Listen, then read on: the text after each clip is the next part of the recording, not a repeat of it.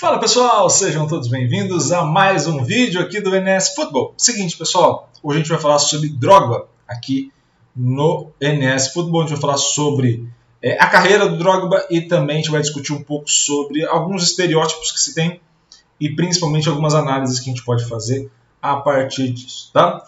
Então vamos ao cenário, a gente está pegando os dados aqui do OGOL, tá? Site OGOL. E no site OGOL a gente tem 794 jogos na carreira, 366 gols. Então a gente está falando de uma média de 0,46 gols por jogo. Tá? Essa média cai para 0,44, ou seja, uma variação muito grande em jogos de clube, né? Mas principalmente por conta do final da carreira, onde acaba tendo um pouco mais de dificuldade.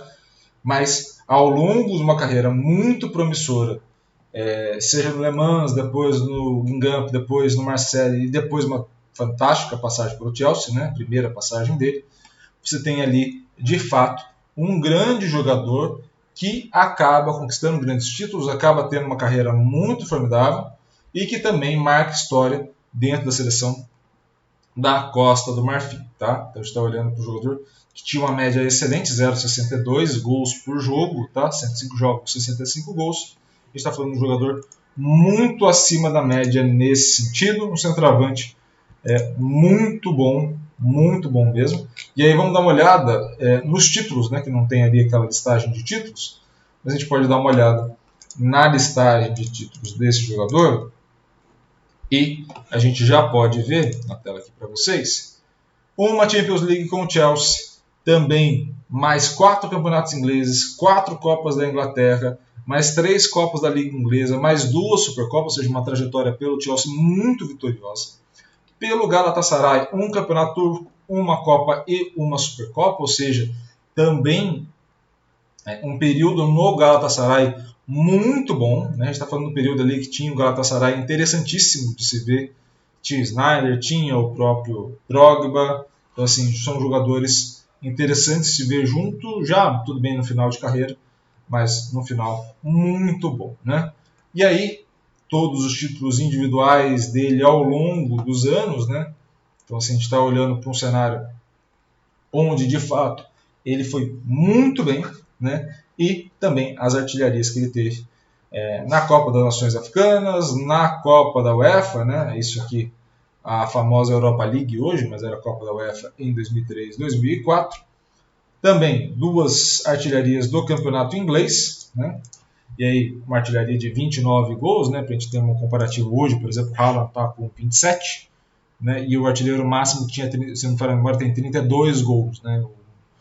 Ao longo da história da Premier League. Então, assim, ficou a 3 gols em 2009 e 10 de igualar ao maior artilheiro de uma temporada da Premier League, assim como também artilharias de Supercopa, seja da Inglaterra ou também da Turquia. Então a gente está falando de um jogador muito acima da média, um jogador que eu não vou utilizar a palavra sofreu porque seria besteira da minha parte, porque eu não sei se ele sofreu.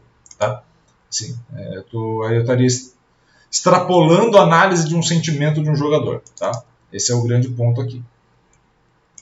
Eu acho que o grande ponto que a gente pode fazer em termos de análise, de maneira geral, né, com Drogba ou qualquer jogador que jogue na posição que ele joga, é uma análise sobre as competências desse jogador.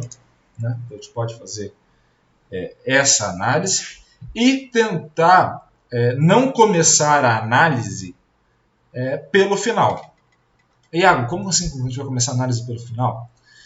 A gente tende a olhar o Drogba, assim como a gente faz com qualquer outro centroavante ou zagueiro, por exemplo, que tem um porte físico mais avantajado, ou seja, que vai ganhar mais disputas num contra um, principalmente na força física, que vai conseguir se destacar fisicamente dos demais companheiros de jogo, ou que vai ter uma velocidade muito boa, ou que vai ter um chute muito potente, ou que vai ter uma força física muito grande. A gente sempre tende a observar e a querer caracterizar esse jogador, né, através de uma primeira análise. Tá? Iago, a análise está errada? Não necessariamente, de fato ele pode ter uma força física, não é o grande ponto esse do vídeo. Mas o grande cenário é que a gente geralmente começa pelo fim. A gente caracteriza esse jogador e eu já atribuo a ele aonde ele pode estar. Onde a gente vai chegar nisso. Vamos pegar como comparativo o próprio Sneijder, que a gente falou agora do Galatasaray. Então eu olho o estereótipo sem saber onde eles jogam, tá? Sem saber quem eles são. Eu tenho um baixinho, eu tenho um cara muito alto, eu tenho esse cara muito alto, muito forte, eu tenho um baixinho muito ágil.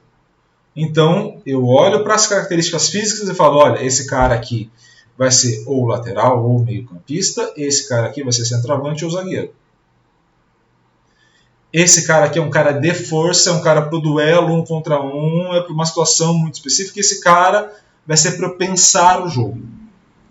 Eu nunca vi ninguém jogar sem pensar. Tá? Pode não executar bem o pensamento, mas que estava pensando estava.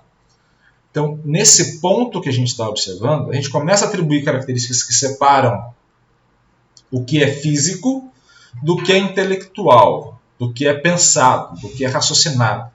Então, o cérebro do time vão ser determinados jogadores que têm um perfil físico. E jogadores de força, os carregadores de piano, qualquer termo que a gente utiliza, vão ter outro perfil. Qual é o detalhe? É que esse perfil é só da nossa cabeça. Ele não serve nada para o jogo. Para análise do jogo, não serve de porcaria nenhuma esse perfil. Para análise do jogo, o importante é eu entender as demandas do jogo provocadas naquele contexto e solucionar as demandas do jogo. Se eu vou solucionar sendo um cara que vai trombar com 3 caras à minha frente, ganhar na velocidade, chutar para o gol, ou se eu vou encontrar uma linha de passe, não importa. A forma de solução só importa de acordo com o impacto que ela tem no jogo. Então, se ela tem um impacto positivo no jogo, sim, o teu jogador é inteligente. Ele pode ser um cara inteligente com força, sem problema.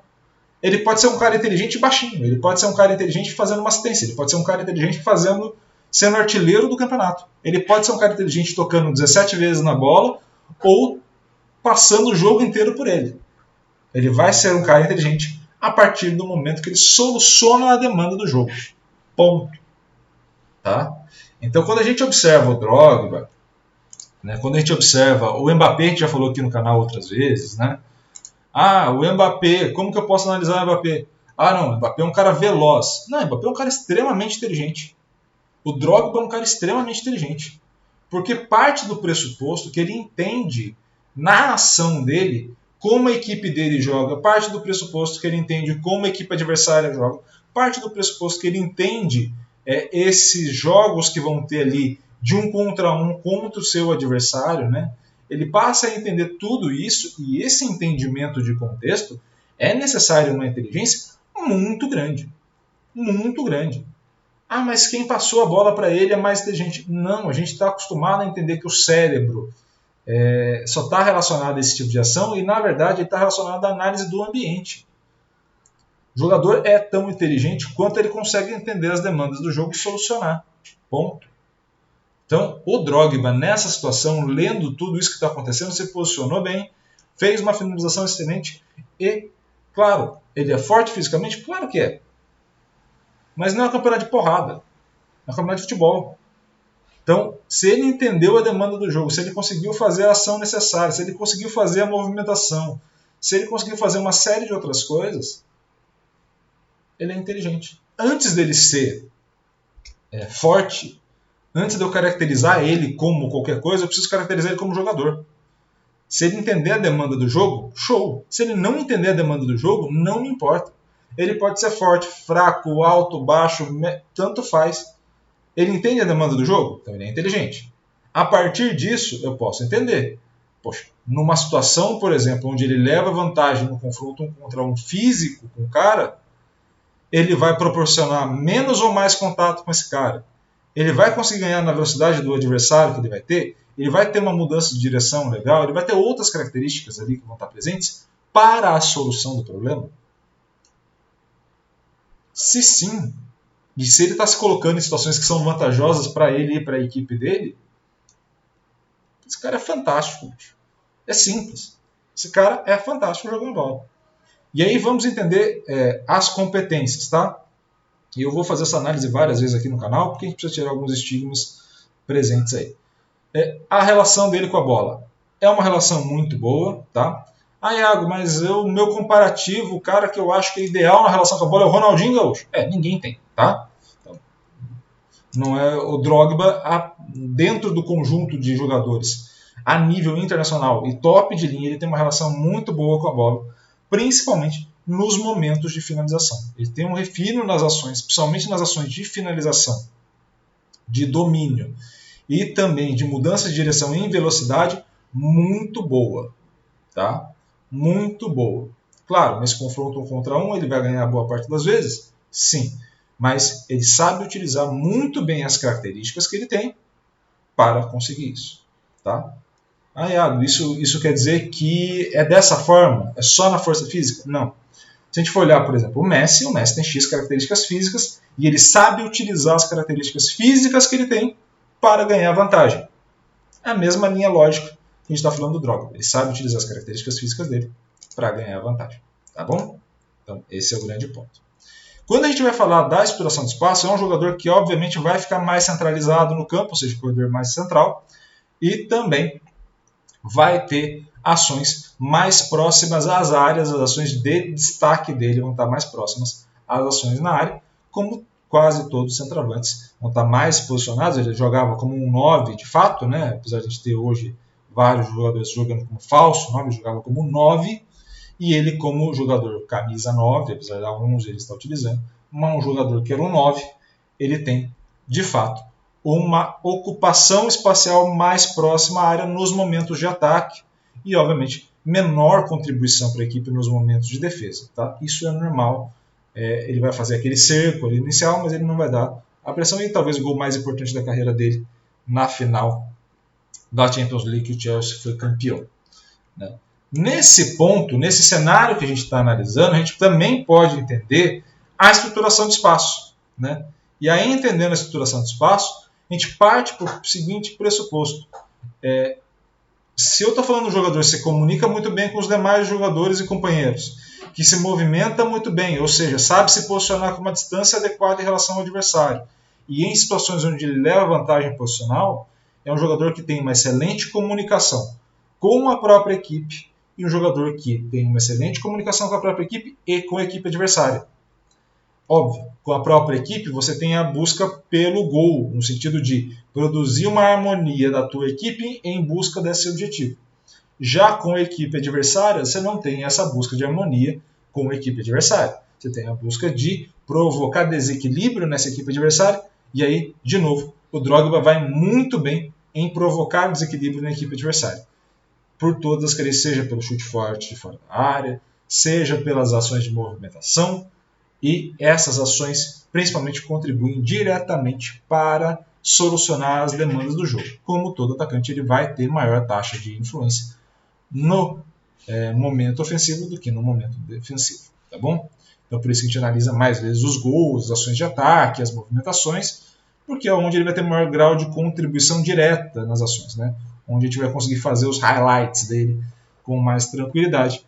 Mas a gente pode ressaltar isso, talvez esse gol reflita muito bem isso. A característica que a gente vai atribuir ao jogador na hora da análise, forte, fraco, alto, baixo, ela vai condicionar as possibilidades de solução.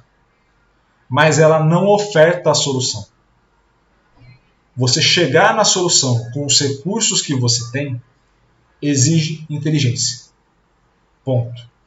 Então, quando a gente for analisar o Drogba, quando a gente for analisar o Mbappé, quando a gente for analisar o Kanté, quando a gente for analisar o Snyder, o Kroos, o Cristiano Ronaldo, o Messi, saibam, todos esses caras são inteligentes jogando bola. Ponto.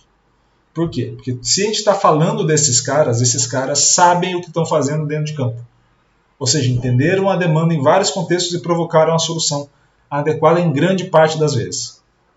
É o caso do Drogba, é o caso do Toni Kroos, é o caso do Cristiano Ronaldo, é o caso do Messi, é o caso do Kanté, é o caso do Mbappé.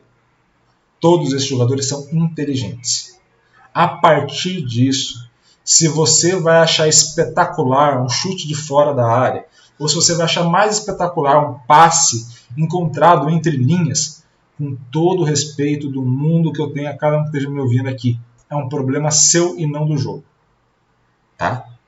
É um problema seu. Se você acha mais bonito o passe, se você acha que o passe é mais inteligente que o chute, de novo, é um problema seu de análise. O jogo não tem nada a ver com isso.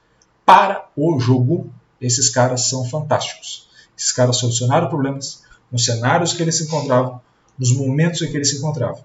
De resto, a análise vai chegar falando se ele é mais forte, mais fraco, mais isso, mais aquilo. Não importa. Com todo o respeito do mundo, não importa. O que importa é a solução do jogo. E como a gente vai conseguir criar equipes que solucionem os problemas. Através de jogadores inteligentes, independente das demais características. Como é o caso do Didier Drogba, como é o caso do Mbappé, como é o caso do Kanté, como é o caso do Kroos, como é o caso do Xavi, como é o caso de outros grandes jogadores. Beleza? Espero muito que fique essa reflexão aqui para vocês. Um grande abraço a todos, obrigado pelo carinho e audiência e, por favor, se inscreva no canal, ative o sininho para receber todas as notificações e, é claro, curta, comente e compartilhe esse vídeo com o máximo possível de gente. Beleza? Um grande abraço a todos, obrigado e valeu! Até a próxima.